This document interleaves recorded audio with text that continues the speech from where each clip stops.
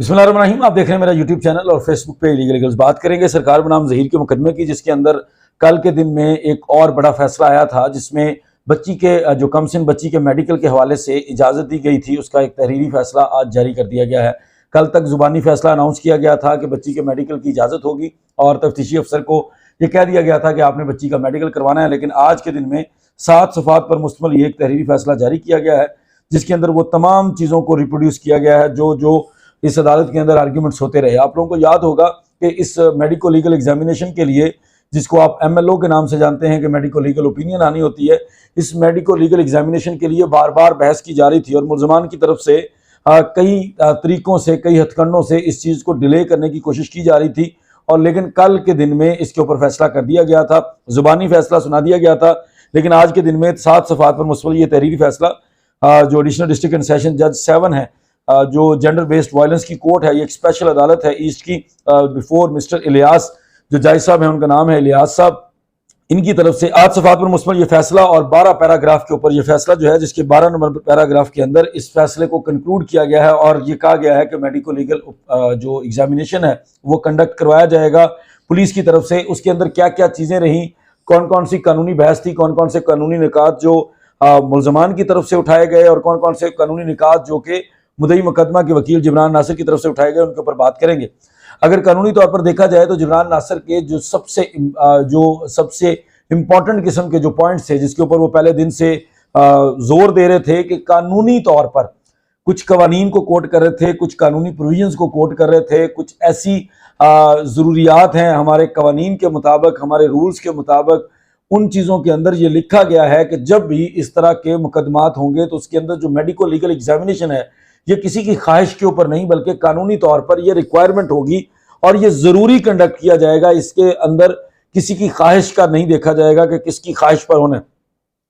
एक सवाल जो सब आप लोग बार बार पूछ रहे थे, कल भी हम लोग जब लाइव कर रहे थे, परसों भी बात कर रहे थे, उन सवालात के अंदर बार बार ये सवाल आ रहा था कि बच्ची की जो कॉन्सेंट है, बच्ची की जो मर्जी है, क्या वो इस मेडिको लीगल एग्जामिनेशन के लिए ज़रूरी होगी या नहीं होगी। ये बार बार सवाल जनरल पब्लिक से भी उठाया जा रहा था और इस सवाल के ऊपर मुल्ज़मान की तरफ से अदालत के अंदर बहुत ज़्यादा खेलने की कोशिश की गई, जिसके अंदर मुल्ज़मान का बार बार ये मौक़िफ़ था कि बच्ची की चूँकि इजाज़त नहीं है, बच्ची अपना 164 का बयान दे चुकी है, बच्ची ने अपनी मर्जी से सब कुछ किया है, लेकिन इस सब के बावजूद एक रात इनके गले पड़ गई है। एक जो सिर्फ एक रात का फ़र्क है, वो फ़र्क जिस पर पहले दिन से हम बात कर रहे थे, जिस पर हम पहले दिन से चीज़ें डिस्कस कर रहे थे, कि पहले दिन से हम बात करते थे कि जो 16 तारीख को बच्ची को कराची से निकाला गया और 17 तारीख को का निकाहनामा जो है वो 24 या 25 तारीख को शो किया गया था, वो जो 16 तारीख से 17 तारीख वाला फ़र्क है वो इन लोगों के गले पड़ गया है। उसके ऊपर अदालत का मौक़िफ़ आ गया है। सबसे इंपॉर्टेंट और पहला पॉइंट जो जिब्रान नासिर की तरफ से उठाया गया था कि 16 तारीख से 17 तारीख तक का जो फासला है, उस फासले के अंदर, उस टाइम पीरियड के अंदर बच्ची के साथ कुछ भी जो हुआ है वो बदफेली के ज़ुमरे में आता है, वो जिनसी ज़्यादती के ज़ुमरे में आता है, इसलिए उसके मुताबिक बच्ची का मेडिकल होना ज़रूरी है। उसके अलावा चूँकि इस मामले के अंदर, इस मुकदमे के अंदर ट्रैफिकिंग इन पर्सन, इंसानी स्मगलिंग की दफ़ात को ऐड किया गया है,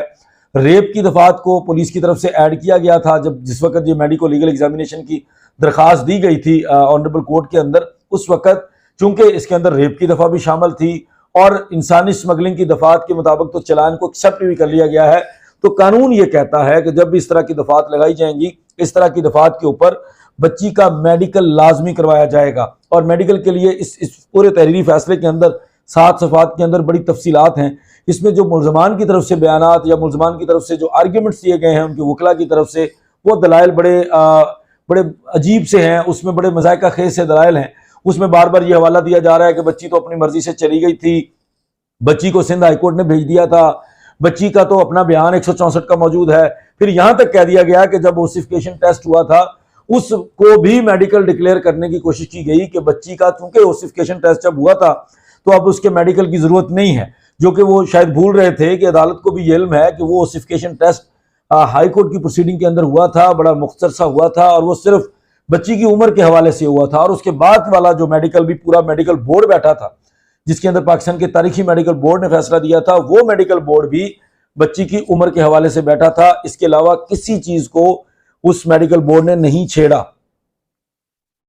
कोई बच्ची के ऊपर जिनसी तशद्दुद की बात, कोई बच्ची के साथ जिनसी ज्यादती की बात, इन तमाम चीजों से रिलेटेड या जरा सा भी किसी तशद्दुद से रिलेटेड मामलात को उस मेडिकल बोर्ड के अंदर भी नहीं छेड़ा गया। इसलिए आज तक वो मेडिकल बोर्ड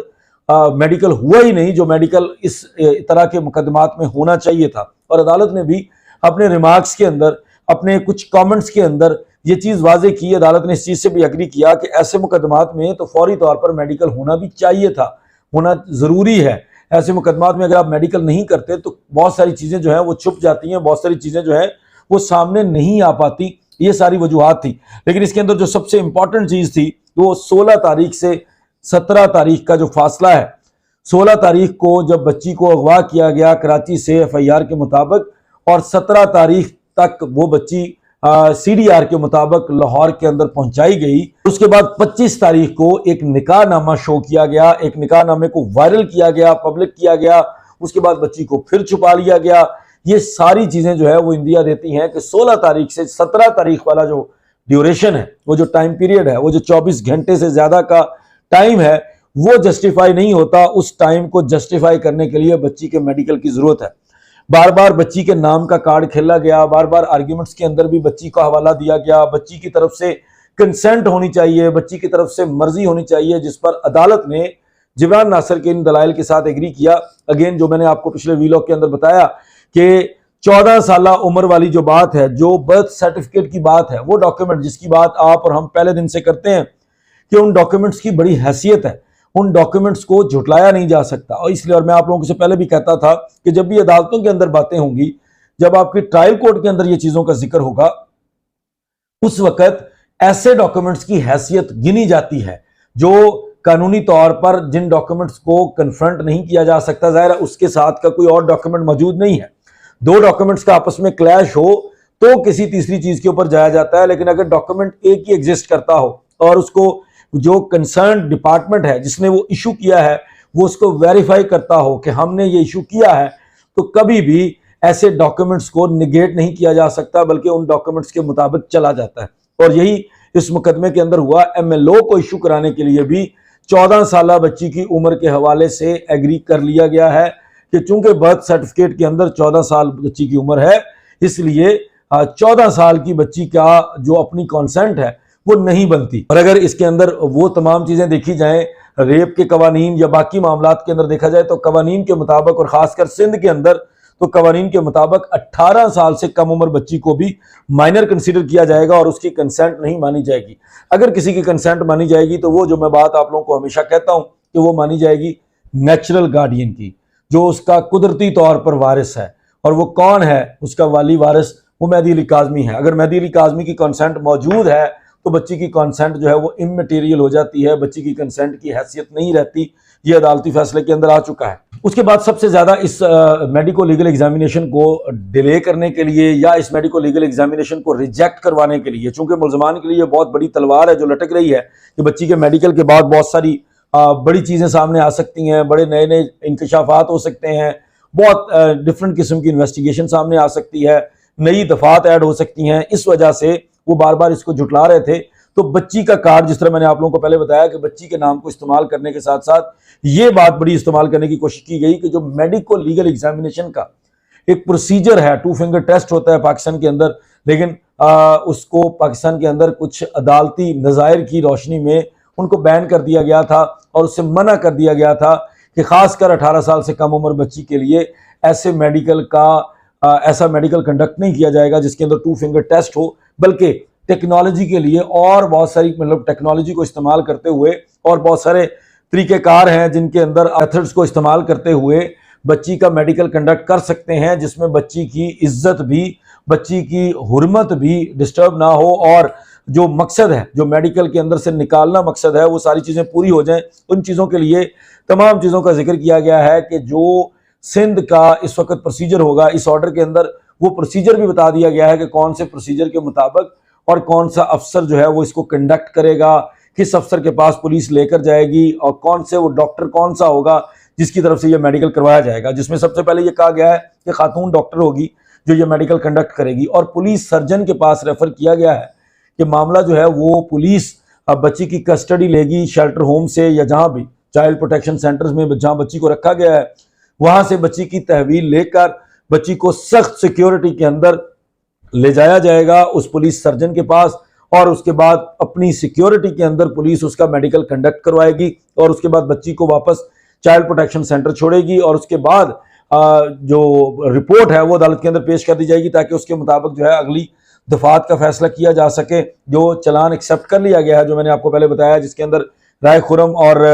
नूर बीबी के भी वारंट गिरफ्तारी, नाकाबिल जमानत वारंट गिरफ्तारी जारी कर दिए गए हैं, तो उसके ऊपर तमाम चीज़ें जो है उनका जिक्र किया जाएगा। उसके साथ अगर कुछ चीज़ें और ऐड होनी होंगी जिससे रिलेटेड आएगा, फर्दर जिस चीज़ की भी ज़रूरत होगी वो कानून के मुताबिक ऐड कर दिया जाएगा इस मुकदमे के अंदर। इस मुकदमे जब ये बहस चल रही थी, जब ये सारी समाअत हुई, तो इसके अंदर जितने आर्ग्यूमेंट्स जिब्रान नासिर की तरफ से किए गए हैं, जितने दलाइल जिब्रान नासिर की तरफ से मेहदी अली काज़मी के बिहाफ पर दिए गए हैं, उन तमाम दलाइल को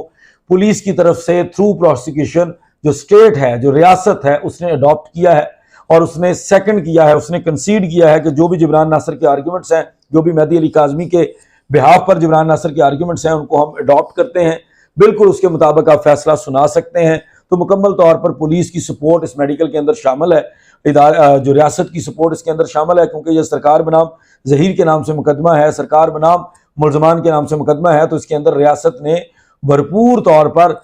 जो मुदई मुकदमा है उसकी सपोर्ट की है, उसकी कंटेंशंस को सपोर्ट किया है, जिसके बाद अदालत ने 7 सफ़हात पर मुश्तमिल जो ये तहरीरी फैसला है वो जारी कर दिया है। और इसके बाद जब ये मेडिकल, क्योंकि आज ये फैसला जारी किया गया है, तो अब जो अगला प्रोसीजर है, आज ही अगर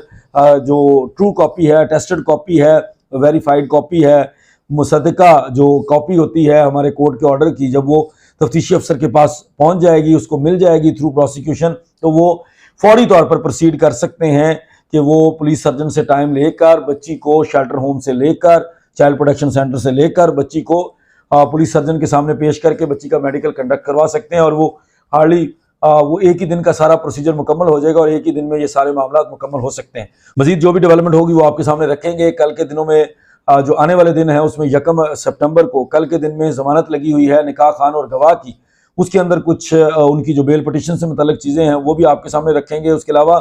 परसों इन मुलजमान को पेश किया जाएगा दोबारा अदालत के अंदर, और परसों एक्सपेक्टेड है कि नूर बीबी, राय खुरम वगैरह भी अपनी जमानत के लिए हाजिर होंगे। अगर वो जमानत नहीं करवाएंगे तो उनको गिरफ्तार करके पेश किया जाएगा as soon as possible Sindh police की जानिब से, जो कि चूंकि आज के दिन में ये ऑर्डर जारी हुआ है तो अब इसके बाद वारंट्स तैयार कर लिए जाएंगे और उसके बाद सिंध पुलिस जो भी एक तरीक़ेकार होता है, जो SOPs हैं, जो प्रोसीजर है, उसके मुताबिक वो लोग प्रोसीड करेंगे पंजाब के लिए। अगर जो मुतलका ज़रूरियात होती हैं, जो मुतलका इजाज़तें होती हैं बाकी महकमों से लेने वाली, वो सारी लेकर वो लोग प्रोसीड कर लेंगे। जैसे प्रोसीड करेंगे उसके ऊपर भी हम ज़रूर बात करेंगे। तब तक मुझे इजाज़त दीजिए, बहुत शुक्रिया, अस्सलाम वालेकुम।